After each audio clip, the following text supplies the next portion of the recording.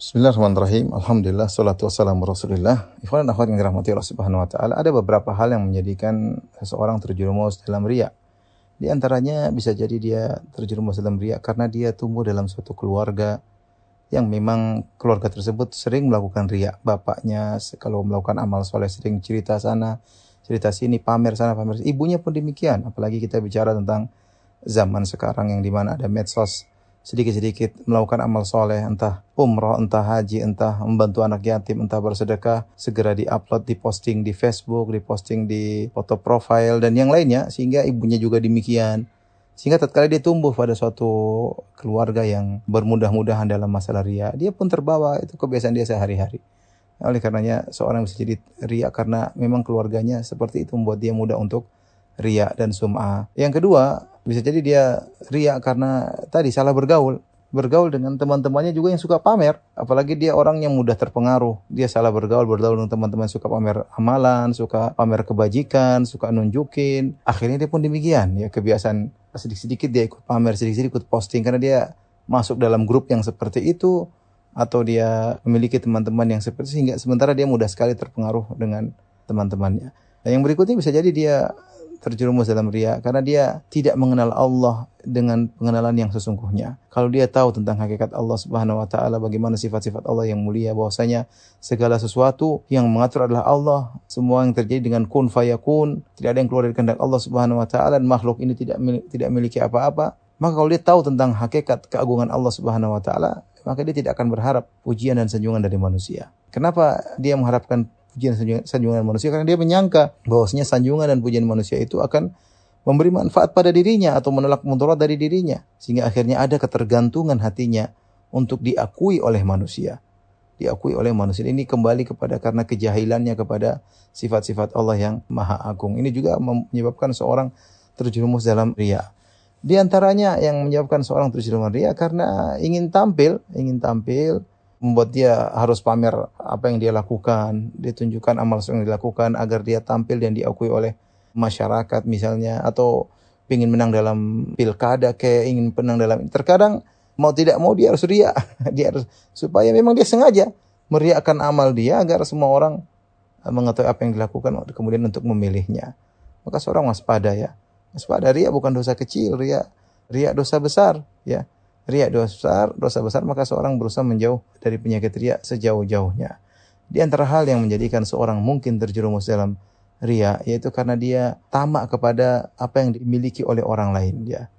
Maka dengan cara dia riya, dia diakui sehingga orang percaya sama dia, sehingga orang bisa memberikan dia hartakah atau hadiahkah, atau memberi kepercayaan kepada dia kah, menitipkan amanah kepada dia, sehingga dia butuh untuk riya supaya dia diakui oleh orang-orang tersebut ya.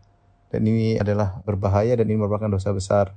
Di antara hal yang menjadikan seorang terjerumus dalam riya, dia tidak kuat dipuji ya. Tadinya dia ikhlas tapi orang-orang sering kagum dengan dia ya.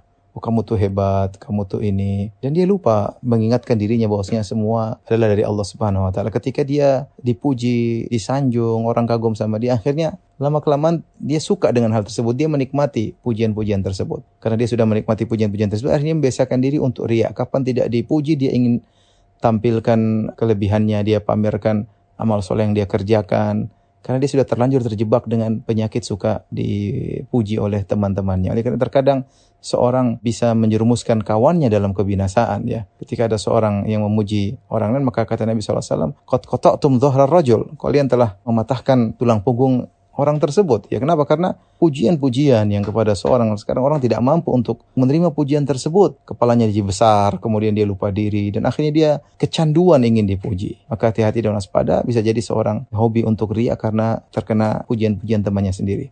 Kemudian di antara hal yang menjadikan seorang riya, dan ini adalah yang sangat berbahaya, itu syahwat khafiyah yang Ibnu Taimiyah rahimahullah menamakan dengan syahwat khafiyah, itu syahwat ingin diagungkan, ingin tampil nomor satu, ingin disanjung. Ini syahwat ya. Sebagaimana seorang lelaki kalau lapar dia punya syahwat terhadap makanan, sebagaimana seorang lelaki kalau dia lihat wanita dia punya syahwat. Sama dengan seorang ingin dipuji, disanjung, penyakit, dia punya syahwat, ingin disanjung. Bahkan seorang gara-gara ingin disanjung, dia rela mengorbankan harta dan jiwanya ya. Dia rela infak sebanyak-banyaknya supaya orang kagum sama dia. Masya Allah dermawan, Masya Allah. Dia ingin sekali disebut dermawan. Bahkan bukan cuma hartanya, raganya, jiwanya dia rela korbankan. Oleh karenanya ketika ada seorang bertanya kepada Nabi, ya Rasulullah, rajulun qatala hamiyatan. Ya Rasulullah, ada seorang berperang karena membela sukunya. Rajulun qatala ghadbanan. Ya Rasulullah, ada seorang berperang karena emosi. Rajulun qatala liyura makanuhu. Ada seorang berperang supaya diketahui kedudukannya. Rajulun qatala liyuzkar. Ada seorang berperang supaya dikenang. Ayu dzalika fi sabilillah. Mana di antara mereka di jalan Allah? Kata Nabi sallallahu alaihi wasallam, "Man qatala litakuna kalimatullahi al-ulya fa huwa fi sabilillah." Yang berperang agar meninggikan kalimat Allah, yang ikhlas itulah yang berperang karena Allah Subhanahu wa taala. Bayangkan ada orang berperang liyuzkar, untuk dikenang. Ada orang berperang liyura makanu, agar orang tahu kedudukannya. Sehingga dia nekat berperang dan bisa jadi nyawanya tercabut, dia mati gara-gara ingin dipuji. Kenapa? Ada syahwat. Syahwat ingin diakui, syahwat ingin disanjung. Ini syahwat yang berbahaya yang disebut oleh Ibnu Taimiyah dengan syahwatun khafiyah, syahwat yang tersembunyi. Apa sih ciri-ciri orang yang riya ya? Ciri-cirinya ya diantaranya kalau dia lagi sendirian dia malas beribadah. Tapi kalau dia lagi banyak orang, dia semangat. Ini kita tidak menuduh orang, tapi kita bicara tentang diri kita sendiri. Jangan-jangan kita terjangkiti riya. Buktinya kalau lagi banyak orang semangat. Tapi kalau lagi sendiri, malas berzikir kepada Allah, malas baca Quran. Kalau depan banyak orang baru kita baca Quran, baru kita rajin berzikir, baru kita Masya Allah. Ini tanda-tanda riya. Ya. Kenapa? Berarti ibadah kita dipengaruhi dengan penilaian orang. Ya. Kemudian di antara ciri orang riya yang kedua adalah semangat kalau dipuji. Kalau dipuji orang, disanjung, semangat. Kalau dicela, tidak semangat. Berhenti, berkurang, mundur sedikit demi sedikit. Ini menunjukkan kita beramal bukan karena Allah Subhanahu wa taala, tapi kita beramal karena pujian, ya. Ketika pujian kita dapat, kita tambah amal kita. Ketika pujian kita tidak dapatkan, justru cercaan dan celaan, maka kita berhentikan amal kita. Ini tanda-tanda bahwasanya kita beramal soleh bukan karena Allah Subhanahu wa taala, tapi karena pujian dan menghindari cercaan.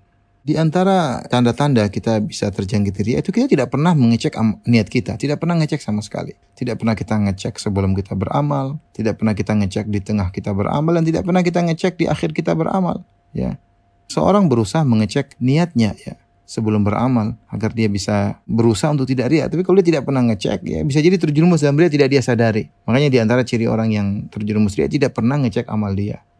Padahal amal bisa dicek. Oleh karenanya dikatakan kepada Nafi' bin Jubair rahimahullah, "Ala tashhadu janazah?" Apa kau tidak menghadiri janazah, tidak melihat janazah, tidak ikut menguburkan janazah? Maka kata Nafi' bin Jubair rahimahullah, "Kama anta hatta anwi." Tetap di tempatmu sampai aku niatkan dulu. Jadi dia tidak langsung jalan, dia niatkan sebentar dulu. Setelah dia berpikir sebentar, merenungkan sebentar, kemudian dia mengatakan, "Ayo kita jalan." Ini menunjukkan bahwasanya seorang yang ikhlas dia perhatikan niatnya. Ya, seorang perlu mengecek niatnya. Kita ini nggak tahu niat kita berubah-ubah.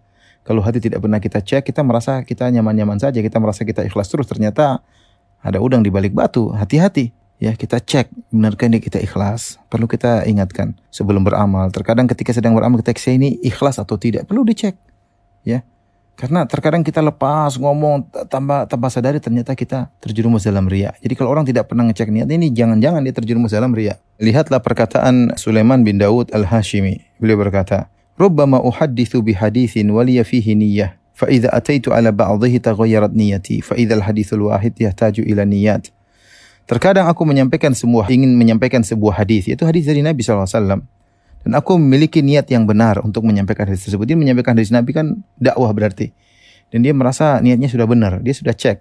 Dia mengatakan, bisa jadi aku menyampaikan satu hadis dan aku memiliki niat yang benar. Fa'idha ataitu ala ba'dhihi. Tatkala aku menyampaikan sebagian hadis tersebut, taghayyarat niyati. Tiba-tiba niatku berubah. Masya Allah, dia sadar niatnya sedang berubah. Fa'idhal hadithul wahid. Ternyata satu hadis aja, yahtaju ila niyat. Satu hadis ini terkadang butuh dengan beberapa niat. Ya, satu hadis terkadang butuh beberapa niat. Sama seperti seorang penceramah. Bisa jadi dia ceramah, di tengah-tengah dia semangat karena banyak orang misalnya, karena orang terpesona dengan apa yang dia sampaikan. Tiba-tiba niatnya berubah dan dia tidak sadari. Ya mungkin awal ceramah dia ikhlas, tengah ceramah sudah riya, malah terkadang dia sebutkan amal dia, orang semakin memujinya, mengeluh-elukannya, dia terjebak. Ya, seorang kalau tidak pernah cek niatnya, sangat mudah dia terjerumus dalam riya, dan itu bahkan tanda bahwasanya dia terjerumus dalam riya. Makanya seorang waspada kalau dia ada tanda-tanda dia riya, maka segera dia perbaiki dirinya agar tidak terus terjebak dalam penyakit riya yang berbahaya yang menggugurkan amal solehnya. Wallahu ta'ala alam bisawab.